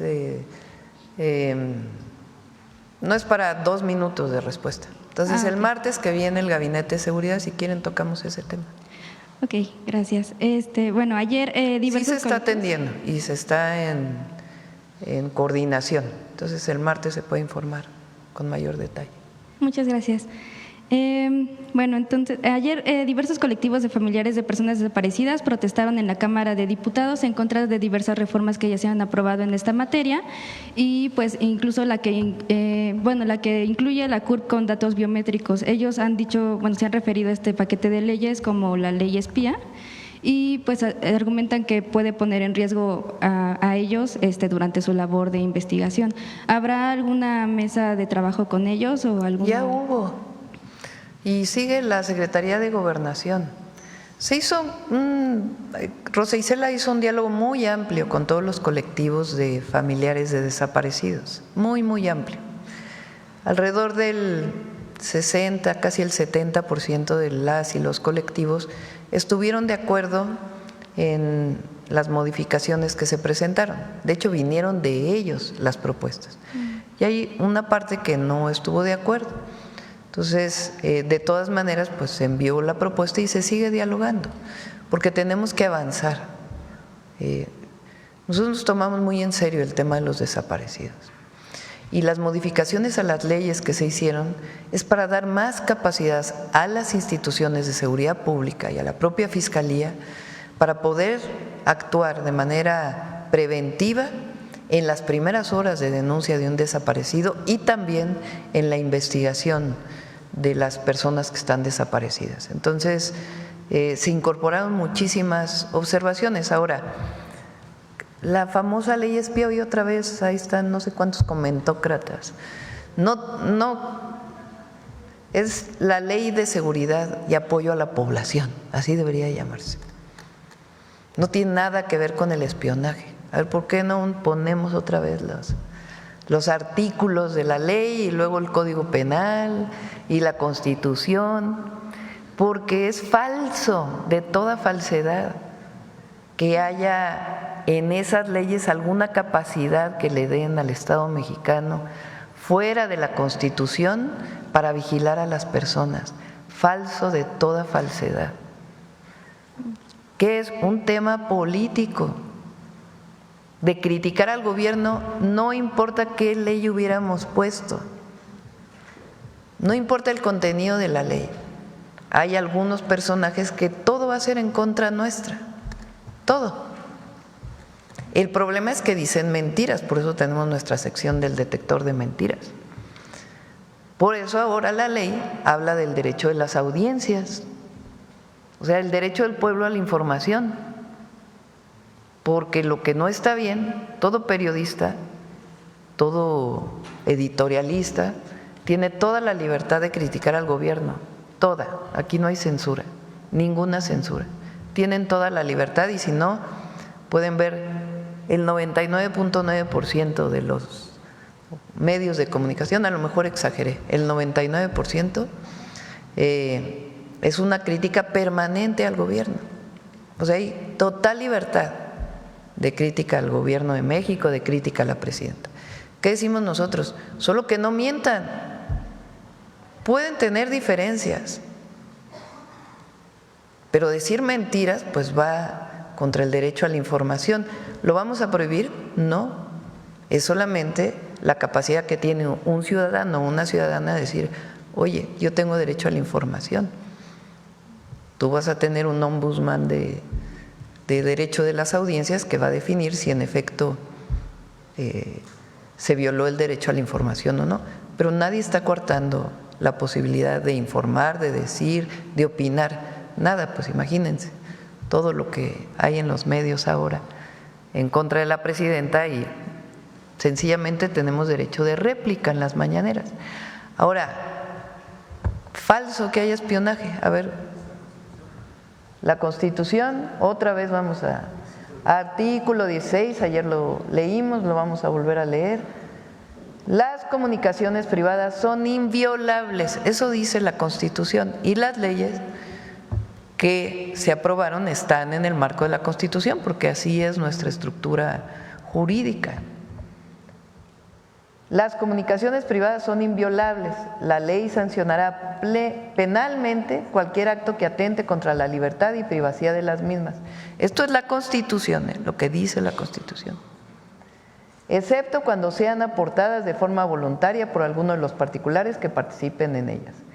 El juez, es decir, él y la jueza, el juez valorará el alcance de estas siempre y cuando contengan información relacionada con la comisión de un delito.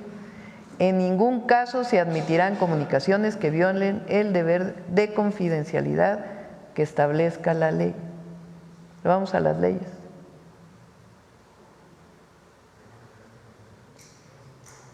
Pónmela, a ver si tienes la que tenía, la que presentó Pepe, la que decía, ¿qué decía antes y qué dice ahora en qué artículo? Para que vean que no hay ninguna diferencia. Ley Federal de Telecomunicaciones y Radiodifusión, que está vigente hasta la aprobación actual, su artículo 190. Las concesiones de telecomunicaciones y en su caso los autorizados deberán 1. Colaborar con las instancias de seguridad y procuración y administración de justicia en la localización geográfica en tiempo real de los equipos de comunicación móvil en los términos que establezcan las leyes. Cualquier omisión o desacato a estas disposiciones será sancionado por la autoridad en los términos de lo previsto por la legislación penal aplicable. Bajo la Constitución, pues esto solamente se puede a partir de una orden de un juez. Eso ya lo decía la ley. ¿Qué dice ahora? Artículo 183, cambió porque hay nuevas cosas. Colaborar con las instituciones de seguridad, procuración y administración de justicia en la localización geográfica en tiempo real de los equipos terminales en los términos que establezcan las leyes. Cualquier omisión o desacato a estas disposiciones será sancionada por la autoridad en los términos de lo previsto por la legislación penal aplicable. Lo mismo que ya estaba en la ley, solo cambió de artículo, porque hay nuevas disposiciones en la ley. O sea, ahí es falso, absolutamente falso, que el gobierno, que el CNI, que cualquier institución del Estado mexicano vaya a vigilar a alguna persona. ¿Cómo puede hacerse la vigilancia? A partir de la orden de un juez. ¿Cómo puede otorgar un juez esa orden? Pues a partir de una carpeta de investigación y de pruebas. Ahora vamos a ver ya lo que dijo el Reforma, porque ya le cambió ahora, ¿no? La primera plana. O sea, como ayer dije que era falso lo de la ley espía, que publicó el Reforma, 8 columnas, entonces ahora dice, ¿aplicará la ley espía? Los jueces carnales. Bueno. ¿Qué tiene que tener un juez para poder dar una orden? Pruebas de una carpeta de investigación. ¿Quién la hace? La Fiscalía. ¿Quién puede coadyuvar con la Fiscalía? El Sistema Nacional de Seguridad, de Inteligencia e Investigación, la Secretaría de Seguridad Pública, estatal o federal, pero tiene que mediar el Ministerio Público y la orden de un juez. ¿Y el juez cómo lo hará? Bajo pruebas de una carpeta de investigación. Siempre además el acusado o el que cometa, el presunto delincuente, pues tiene derecho a un juez, siempre, a un abogado defensor. Muchas gracias, presidenta. Bueno, pasando a otro tema, el fin de semana pasado se viralizó una lista de casos de embarazos en los que había una gran diferencia de edad entre la madre y el padre, incluso había menores de edad de 10, 11 años hasta los 17, 20 y los padres de 40, 60, hasta 90 años, ¿no? Venía de la Secretaría de Salud y quería saber si es un tema que se haya tocado en su gobierno, si hay alguna acción en contra de estos casos o si se implementará próximamente y principalmente también por este llamado que hizo Olga Sánchez Cordero en relación a este tema de legalizar el aborto ya en todo el país, ¿no? Bueno, eso depende de los estados, pero lo que no es posible es que sea un casamiento con una menor de edad a menos que haya otra autorización. O sea, eso sí es delito. Entonces tiene que haber, si no hay consentimiento. Entonces, en caso de lo que esté penado, pues se ve exactamente cuál es lo viral.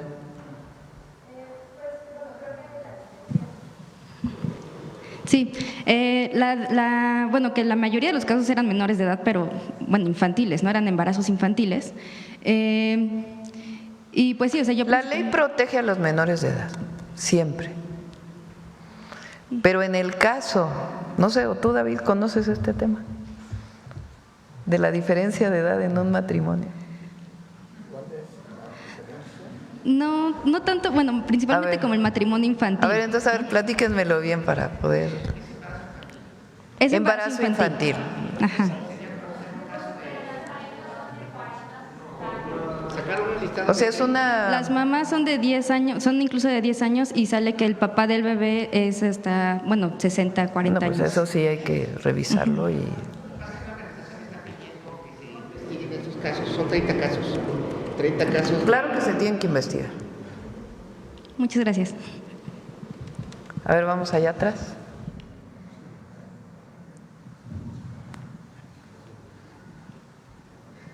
Y pueden ser casos de delito penal, por supuesto. Muchas gracias, presidenta. Yara Darcinea, de Revista Fortuna. Con estas inversiones, presidenta, y apuntalando también la exportación, ¿cómo podrían beneficiarse las compras consolidadas para 2026, las compras consolidadas de medicamentos y la presentación con certificados sanitarios muy sólidos? Ya lo platicamos también en otra… Con las inversiones que… Con Eduardo, sí. ¿Qué fue lo que cambió el decreto que emitimos? Tiene que ver con puntos. O sea, no se cambia la ley de salud, sino que tiene que ver con puntajes.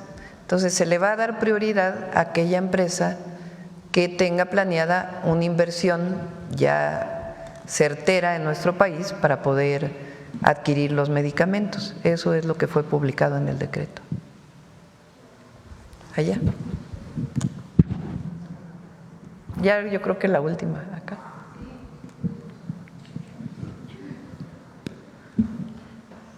Muy buenos días, presidenta. Armando Jefferson, de Publimetro México.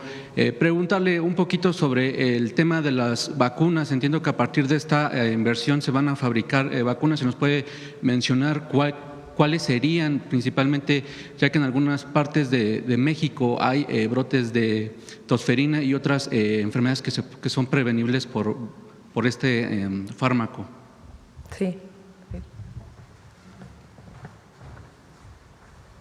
Actualmente tenemos disponibilidad de vacuna para tosferina y para sarampión. Lo importante es que la gente acuda a vacunarse. En sarampión, ayer tuvimos una reunión para expanderlo en 10 años en la edad de vacunación, ahora será hasta 49 años, y además expanderlo a los jornaleros migrantes, que también son un foco de transmisión. La producción de vacunas es todas las vacunas. La idea es que todas se puedan producir en México y actualmente tenemos suficiente vacuna para aplicar. La vacunación invernal va a empezar en el mes de octubre y ahí tendremos vacuna también para influenza y tendremos vacuna para COVID con técnicas de RNA para entonces. Entonces, el abasto de vacunas está garantizado y la meta que tenemos es que el 95% de la población quede protegida contra las distintas enfermedades. Y aprovechando que está en el micrófono, secretario, preguntarle, en países de Europa como España, Francia, se está viviendo una ola de calor intensa, ya hay 8 fallecimientos, mientras el día de ayer Argentina registró su día más frío en la historia desde 1991 y México espera una ola de calor entre los meses de julio y agosto. Preguntarle qué estrategia están tomando desde la Secretaría de Salud y qué recomendaciones le daría a la población, pues principalmente mujeres embarazadas y aquellos que padecen de padecimientos cardiovasculares, siendo que son una población de riesgo ante este cambio climático. Sí, definitivamente el cambio climático está teniendo un papel muy importante. Lo vivimos, por ejemplo, el año pasado con los casos que tuvimos de dengue y con todo lo que tuvo que ver con el cambio climático. Y en la Dirección de Epidemiología tenemos un grupo dedicado específicamente a ver los efectos que puede tener el cambio climático para tratar de prevenir desde antes lo que sucede. No es lo mismo si es una onda de calor que si es una onda de frío. Por ejemplo, en la onda de calor lo más importante es, además de la protección de estar protegido contra el sol y el calor, tiene que ver con la rehidratación temprana de las personas y tendremos campañas y vigilancia epidemiológica. En el caso del frío también tiene que ver con distintas modalidades en donde tienen que ver lesiones cutáneas, etcétera, que hay que prevenir. Entonces, la contestación sería: la División de Epidemiología está tomando en cuenta eso y tratando de desarrollar medidas preventivas según sea el caso. En el caso de las lluvias y de las inundaciones, pues va más que nada a la prevención de lo que tiene que ser con infecciones del tracto gastrointestinal, en donde afortunadamente hasta el momento no se ha presentado ninguna de esas complicaciones en forma seria. Gracias. Y Presidenta, en otro tema, en temas más nacionales del país, pues el Estado de Nuevo León ha registrado un deceso en los crímenes, en su índice de criminalidad. En el primer semestre de 2024 registró cerca de 800 homicidios y en este primer semestre del 2025 pues se redujeron en casi la mitad. Preguntarle cómo ha sido la estrategia de seguridad con el gobernador Samuel García. Hay reducción en los homicidios prácticamente en todas las entidades de la República, con excepción de Sinaloa. Y estamos pues inclusive reforzando la estrategia para Sinaloa, que ya lo vamos a presentar también el martes. ¿En qué consiste la estrategia? Pues en los 4 ejes que hemos mencionado: atención a las causas, inteligencia e investigación, fortalecimiento de la Guardia Nacional y coordinación.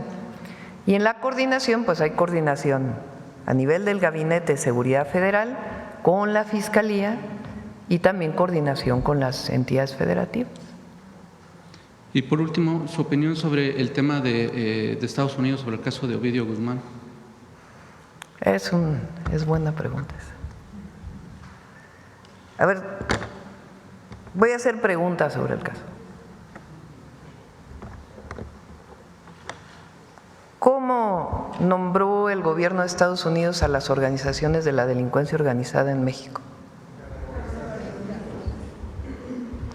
¿Qué ha dicho el gobierno de Estados Unidos con relación a organizaciones terroristas? Que no negocian con terroristas. ¿Y qué está haciendo?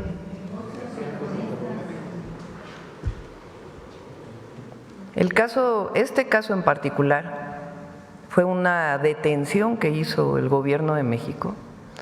Durante esa detención fallecieron soldados mexicanos y se extraditó. Entonces, todavía se está concentrando en un juicio, pero pues sí vale la pena hacer esa pregunta, ¿no?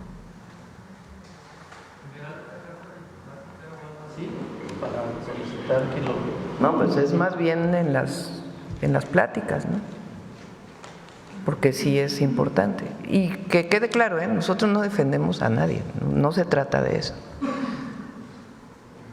Porque hay que recordar el conflicto de Sinaloa, cómo surgió. Entonces, por eso es importante para nuestro país. Y nosotros, por supuesto que combatimos al crimen organizado, a la delincuencia organizada. Pero es un caso de extradición. Entonces, por lo menos deberían tener coordinación e información con la Fiscalía General de la República. ¿No? Bueno, o sea, ya se está llevando el juicio. Lo que nosotros planteamos, pues, es esta situación. Y los impactos que tuvo una detención como se dio en el caso de Sinaloa, que es uno de los estados que pues hoy tiene los mayores niveles de homicidios. Bueno, a ver, quiero que me quedé con la duda, porque no vi la publicación del caso de este caso de los… ¿No son casamientos entonces? Ahora le voy a preguntar al equipo. ¿Quién lo difundió? Varios colectivos. Ajá. O sea, colectivos feministas difunden una lista que viene… ¿Y cuál es la fuente de la información? ¿La Secretaría de Salud Federal? Entonces la Secretaría Federal de Salud hace una publicación y los grupos feministas cuestionan por qué hay un embarazo infantil de una persona o de un presunto… el padre, digamos, que tiene una edad mucho mayor. Esa es la… No, pues tienen razón. Y son los 30 casos de mujeres de menos edad que tuvieron nacimientos en 2024. Tienen razón, hay que investigarlo. Entonces, lo investigamos y mañana tocamos de nuevo el tema. Años y un papá de 65. Sí, pues tienen que investigarse, hay uno de 11 y un papá de 93 o 97 años. No, la verdad no tenía esta información, pero qué bueno que la planteas y lo planteamos tanto en la Secretaría de Salud como en el Gabinete de Seguridad. Y tienen razón los colectivos. Gracias. Gracias. Ya si quieren el día que toque salud, con gusto hablamos también de las vacunas. Bueno, cerramos porque ya son 9:21. A ver, la última aquí que no has preguntado. Está anunciando. Perdón. Gracias, Presidenta. Janet Galindo, de Grupo Transmedia. Con esta nueva inversión que se anunció, ¿cuánto es lo que Plan México hasta el momento ha anunciado? ¿Cuánto ha sido la inversión, tanto nacional como internacional, para el Plan México? Esto. Gracias. Bueno, con su permiso, presidente. Tenemos todos los proyectos listados, los hemos presentado aquí y el día de hoy se adicionaría esta suma a lo que ya tenemos porque nos han confirmado estas inversiones que no teníamos registradas. Es decir, el monto de hoy hay que sumárselo al que ya presentamos en una ocasión, que son en el sexenio más de 290,000 millones de dólares. Este se suma, porque no lo habíamos incluido. Pero como ya se lo confirmaron a Secretario de Salud, pues por eso el día de hoy lo vinieron a anunciar. Son buenas noticias. Muchísimas gracias. No me acuerdo. Janet Galindo, no sé si le dije. Mujeres en la historia. Ok. Gracias. Janet Galindo. Gracias, presidenta. Mañana seguimos. Mañana te doy primero la palabra. ¿Perdón? Hoy en la tarde tenemos reunión con varios empresarios nacionales. Perdón. Hoy en la tarde tenemos reunión con varios empresarios nacionales de distintas empresas, entre otras cosas para hablar del Plan México. Ese es el objetivo. En la tarde, alrededor de las 5 de la tarde, sí, aquí. Pues es una plática. Tenemos reuniones con muchísimos empresarios. Recientemente estuvimos con el Consejo de Negocios, estuvimos con el Consejo Coordinador Empresarial y ahora son varios empresarios que han solicitado pues reuniones y decidimos hacer una sola reunión. Va a estar presente miembros del gabinete y el objetivo pues es seguir avanzando en el Plan México. A las 5 de la tarde. ¿Perdón? No, son diversos empresarios mexicanos, sí. Sí, adelante. Con permiso, presidente. Muchas gracias. Muy buenos días a todas y a todos. El día de hoy vamos a hablar acerca de mujeres en la prensa. En la segunda mitad del siglo XIX hubo grandes cambios en la escritura de las mujeres. El anonimato fue perdiendo terreno y dejaron de usarse los seudónimos. Así, las mujeres ya usaron sus nombres en un acto de posicionarse de manera clara y firme en el espacio público. Publicaciones como La Siempre Viva y Las Hijas o Violetas de la Náhuac o autoras como Esther Tapia dieron pases gigantescos para que los nombres de decenas de mujeres como protagonistas figuraran en los periódicos. Las mujeres habían conquistado así la tinta y el papel. Conozcamos a una de ellas que ayudó a consolidar la presencia de las mujeres ya no solamente en ella, sino desde la escritura, en la prensa. Laureana Wright González fue una de las pensadoras y escritoras más influyentes de finales del siglo XIX en México.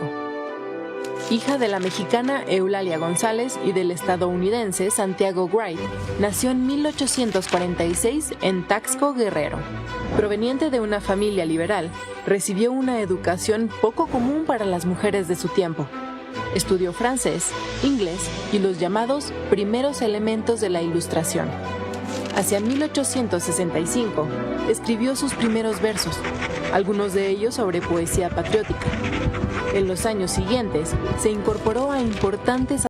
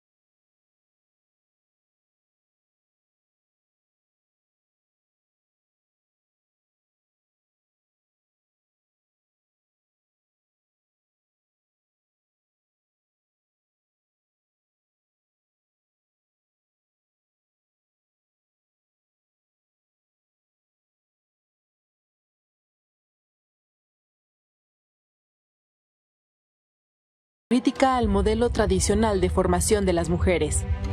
Entre ellos destacan la emancipación de la mujer por medio del estudio y educación errónea de la mujer y medios prácticos para corregirla. Su última gran obra, Mujeres Notables Mexicanas, fue publicada de forma póstuma y reunió biografías de mujeres destacadas en la historia nacional. Escritoras, maestras, artistas y profesionales contemporáneas a Laureana, como la médica Matilde Montoya. Esta obra es considerada un hito en la genealogía intelectual del feminismo mexicano. Laureana Wright falleció en 1896, dejando un legado que sentó las bases de un feminismo ilustrado en México, que décadas después sería retomado por nuevas generaciones de mujeres. Su legado permanece vigente por su claridad crítica, su defensa de la igualdad y su firme creencia en la educación como derecho y herramienta de justicia. Laureana fue una de las primeras mujeres que empezó a recuperar y a escribir sobre historia de las mujeres. Mujeres Notables tiene 124 semblanzas biográficas que ella hace más de 100 años recuperó. Es una publicación de 1910. Publicar un periódico en el siglo XIX sin duda pues era una lucha. Se requería lectores que los compraran y una inversión para sostenerlo. Que Laureana y sus compañeras promovieran el periodismo daba señales de un cambio significativo. Las mujeres ahora leían más y se involucraban también en asuntos de interés público. Laureana también fue una gran defensora de la independencia mexicana y de nuestros procesos históricos y, como vieron en parte de su obra, se dedicó a la poesía patriótica y me gustaría solamente compartir un breve fragmento de lo que escribió de la batalla del 5 de mayo de 1862, aquel triunfo del ejército mexicano, donde exaltó esta resistencia y valentía del país. Cito: «Débil ante su fuerza, ante su fama, desconocida, obscura, sin renombre, tú alzaste erguida ante la vil afrenta, el sostener tu honor no vacilaste, y a los sables blándidos de magenta tu valeroso pecho presentaste». Muchas gracias.